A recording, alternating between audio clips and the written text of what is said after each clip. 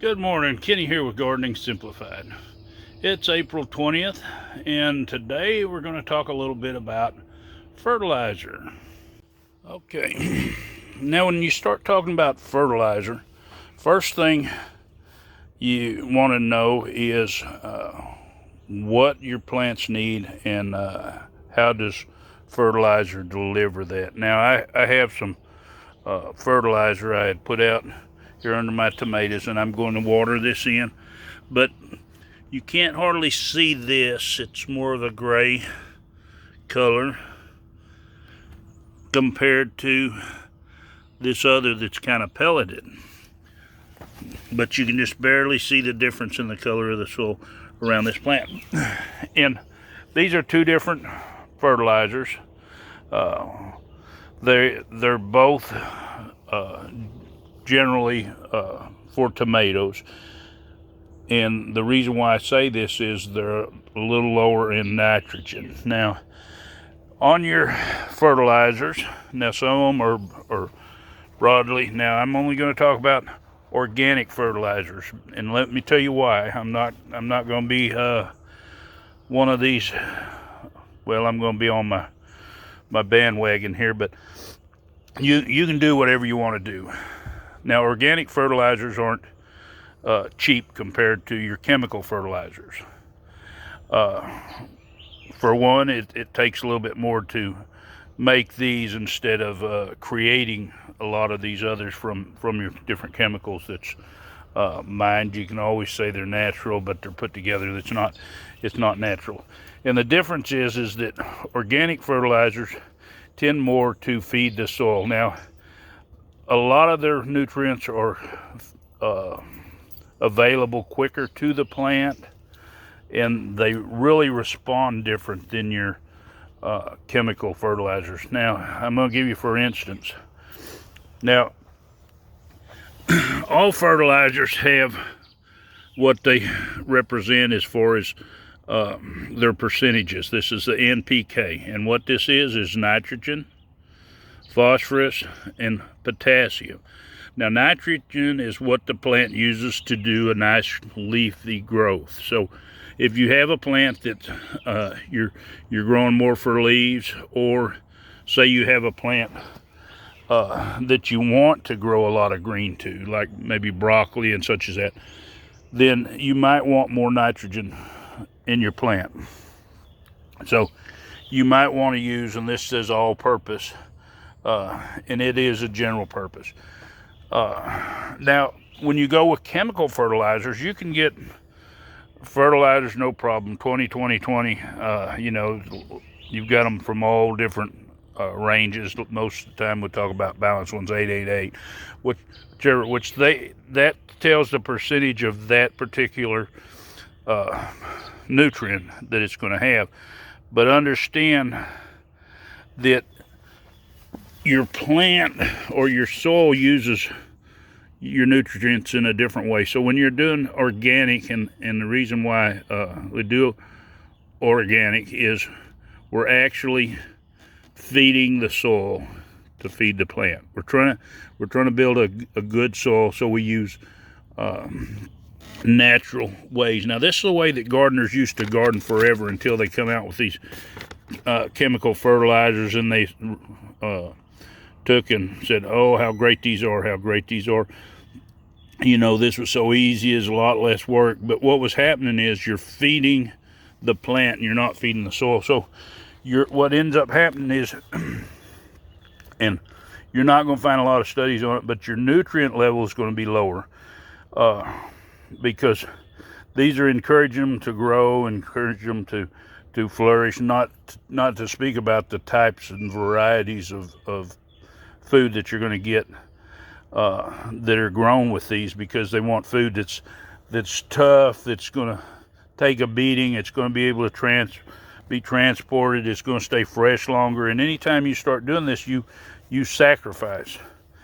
And I can say that whenever I have someone at the farmer's market come up and say, that is the best broccoli I've ever eaten. And I said, well, that's because that's what broccoli tastes like. Now, I could take and I could pour the chemical fertilizer on this, and I could get these plants real big real quick. But in the same instance, I'm going to sacrifice the quality of the food, and that's the reason why I grow organic. But anyway, we're going to get back to this. Okay, we say first one's nitrogen, that's leaf growth.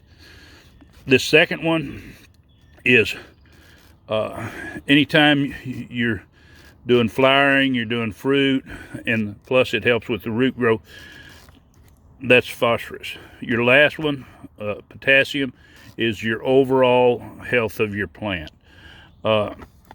Gives sturdy cell wall, as far as it gives you good, sturdy, healthy plants. Okay, this here, like I say, this isn't no high-powered, but it responds like a high-powered one whenever I use it. Now, I'm going to take this other one, and it's almost like they're trying to keep it a secret what's in it. And I'm sure they're not. But we're going to look at this label down here. And on this label, we can see that it says total nitrogen 2%. Okay. It says phosphate, you have 5%. And then your potash, which is your potassium, is 3%. So this would be a 3-5 or a 2-5-3. Now, this they recommend for, it says tomatoes and other vegetables, but it's really good for tomatoes. We don't want a lot of nitrogen, but we do want it to flower and fruit. We want a sturdy root system, and we want to have good health. So we have enough nitrogen to get the growth, and as you can see over here in this label right here, it does say 2-5-3. But you can just look at this and you can get an idea of what it is. And the reason why we're going to do this on tomatoes, if you want to grow a big old pretty tomato plant, go right ahead. But I'm not growing these plants just to have pretty plants. I'm growing them so I have a production crop of tomatoes, because the whole key to it is to grow food. Okay, and we want to grow healthy food. We don't want to just grow a lot of food. You can say, well, I've got the biggest whatever it is in the neighborhood, and that's not going to make it to where it's healthy to eat, and it's not going to make it to where it tastes the best. Now, I've heard a lot of people say, oh, I can't really taste the difference. Well, you know, that might be because you end up putting so many different types of fake food in your body, this stuff that isn't real food. I mean, it looks like real food, but it just isn't real food. It's not healthy, and that's what's happening to our country health-wise and stuff, is because we don't eat healthy like we should. And it doesn't take much. You can think this greenhouse here, this little greenhouse is 12 foot by 19 foot, or 12.5 by 19 foot. Okay. There are a whole lot of tomatoes in here. There are a whole lot of cucumbers in here, and there's a bunch of different varieties of peppers. It doesn't take a big area to grow food. It's not like you have to grow all your food, you know, just starting out. And I tell a lot of people that. They say, well, I'm going to do this bigger garden, this bigger garden, this. And I say, you need to just start out small so that it doesn't overwhelm you. This garden here overall is 1/3 of an acre, and me and my wife take care of it by ourselves. And whenever you're taking care of something that has that much area, it takes a lot of time. And so we have to, you know, you have to weed, you have to go down through your rows over on the other side over there. Let's see if we can, well, I can't hardly zoom out, but anyway, I have weeds over there that I've got to take care of. I've got to re-mulch the middle of the beds. And I have them coming up even over here. You know, we'll come in and clean these up. We never got the mulch down. Even though we get the mulch down, we'll end up with some weeds in there, because the garden isn't the highest point, so any water that comes in that carries seeds, it's going to bring it into here. The wind, we get a lot of wind, and you'd be surprised how many seeds that wind can bring in. Even in my greenhouse, it's kind of protected. I end up with occasional grass seed coming in, and a lot of this can be just from tracking it in from my shoes. But back to where we were. I've kind of got off track here. Your most important thing is to get an idea of what your soil is lacking, and if you do a soil test, you can find out exactly where you're lacking, and you can do it and adjust comparably to what you need. But don't just assume that you need these powerful fertilizers, like say 20-20-20. Now, I used 20-20-20 in the past, and I could buy 8-8-8, but when I buy 20-20-20, I've got 2.5 times the amount, so I use a lot less fertilizer, so that drops my cost. I just don't put as much on because it's got more nutrients, in the percentage of fertilizer I put out. But things like my cucumbers here. Now, these are going to produce fruit, but I do use a little bit of fertilizer that has a little bit more nitrogen, so I can get some growth on these and get them up. They are starting to bloom. They're not as susceptible as some plants when they get too much nitrogen to where it sets them back. Now, just like these tomatoes, if these tomatoes had too much nitrogen, they'd still be growing and they wouldn't be trying to set flowers because it's the growing condition. They sense that it's got that they've got a long time for growing. It's good fertile, so they're going to grow. But understand, chemical fertilizer strictly feeds your plant. It's going to make it grow. Even if you use small amounts so your plant grows slower and this and that, you're not feeding the soil. And nowadays, a lot of people tell you this doesn't make a difference. But in order to get the nutrients there, because our soils are getting worse and worse nutrient depleted, the soil life is responsible for bringing a lot of that stuff into your plants. They're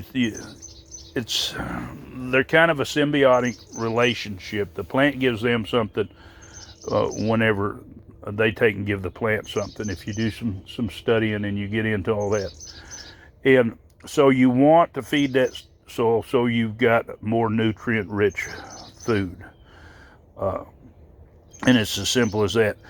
And you don't want to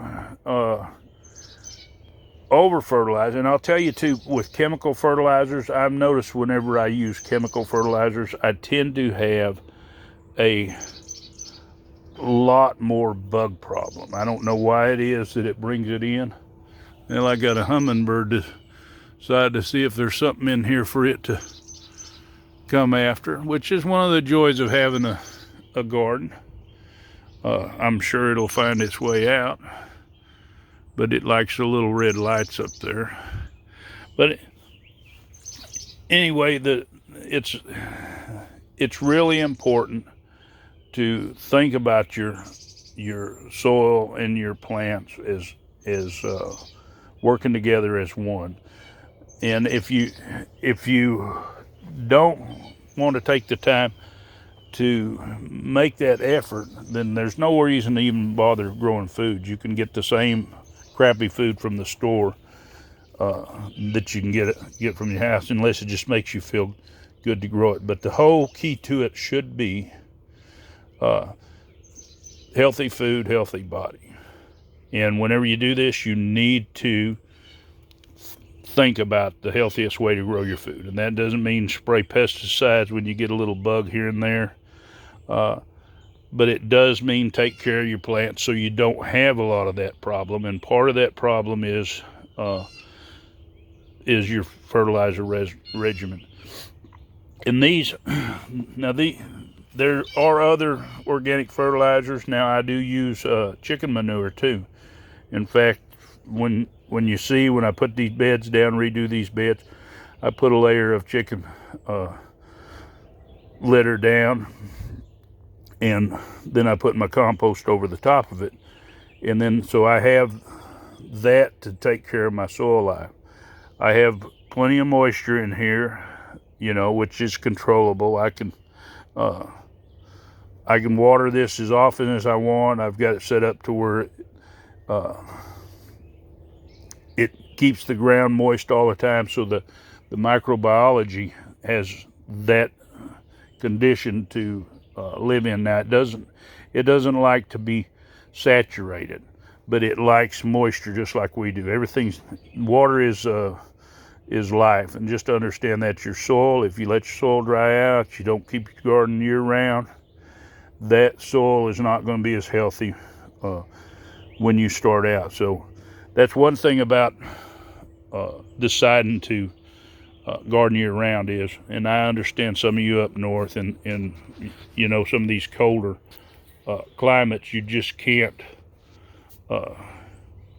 you can't do that, and I understand that's totally acceptable. But when you can, keep that moisture there, keep that ground ready to go, or keep it planted. It's permaculture. When you're not growing, put a crop on there. Down here in the south, if I'm not going to grow in a bed, I could easily put down, just say mustard greens or something, seed the whole thing. I could go out and harvest some of those if I wanted some, but it'll actually be something there that's on the ground. It's keeping the moisture in, and then whenever you get ready, you know, if you till, which I don't, you could till it in. Me, I just cut the crop off, I put it in the compost pile, and then whenever I need compost, you know, I'm going to put that same crop back out there in a form that's ready to feed it. So anyway, what I want to stress is, like I say, what the fertilizers are, what they do, and of course how healthy it is when you go that route. So I hope you like this video. If you want to see more of my videos, just hit that subscribe button, hit the bell so you'll be notified. If you liked it, give it a big thumbs up and share this video. It always helps my channel. Happy gardening.